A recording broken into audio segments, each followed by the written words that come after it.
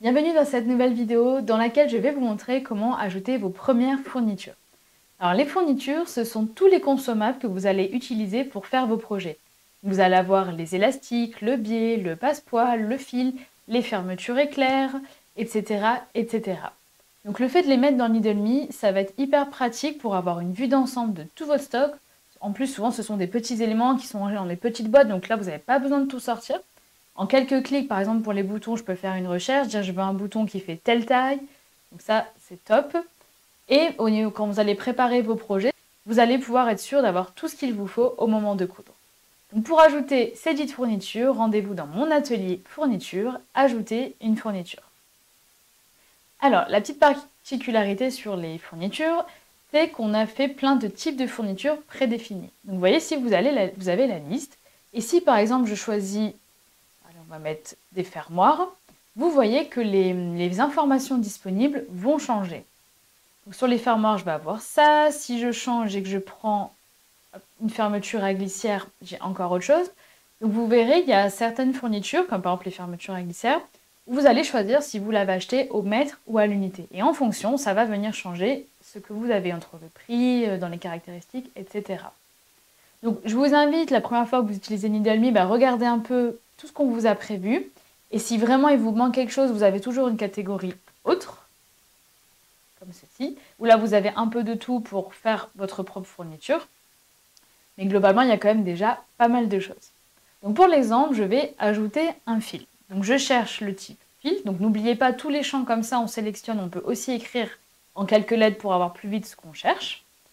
Et pour le fil, je vais mettre donc le nom de ma fourniture. On va mettre, alors c'est le fil, il s'appelle Marécage, c'est le 757. Ensuite, je vais venir ajouter une photo. Donc pareil, là je suis sur un site e-commerce, donc je peux prendre direct la jolie photo. Sinon, je peux prendre en photo mon élément et venir l'importer ou prendre directement avec le téléphone. J'ai ma bobine. Au niveau de la couleur, je vais regarder donc dans les verres ce que j'ai. Je trouve que ça ressemble plus à vert sapin. On va dire que j'ai acheté une seule bobine. La référence, c'est justement, là je vous invite à mettre donc la couleur, le coloris précis.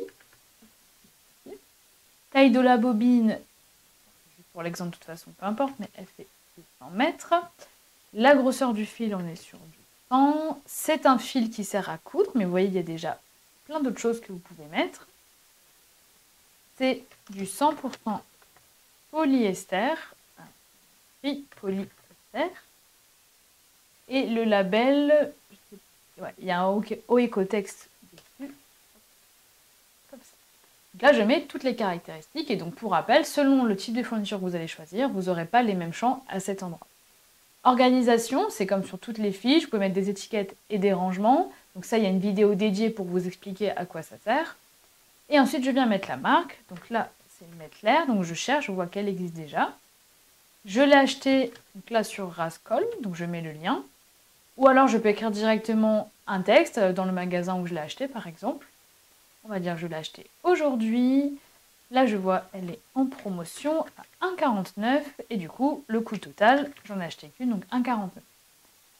Dans la partie notes, bon, alors vous pourriez écrire, je sais qu'il y en a qui aiment bien vraiment tout noter sur les budgets, ce qu'ils achètent. Donc là, je pourrais écrire que je l'ai acheté à moins 50%.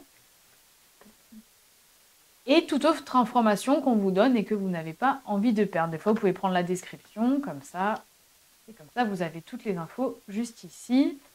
Et voilà, j'ai à peu près tout ce qu'il me faut. Donc voilà pour ma bobine de fil, je l'enregistre et c'est fait. Et je la retrouve bien ensuite dans mes fournitures.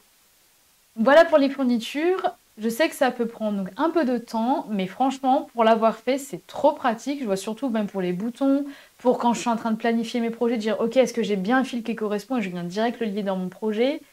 Pour les élastiques, pareil, je peux filtrer en quelques clics et dire je cherche un élastique qui fait telle largeur. Vraiment, c'est après un gain de temps, donc je regrette vraiment pas d'avoir pris le temps de mettre toutes mes fournitures et je vous invite à faire la même chose. Voilà, on se retrouve très vite pour une prochaine vidéo. À très vite!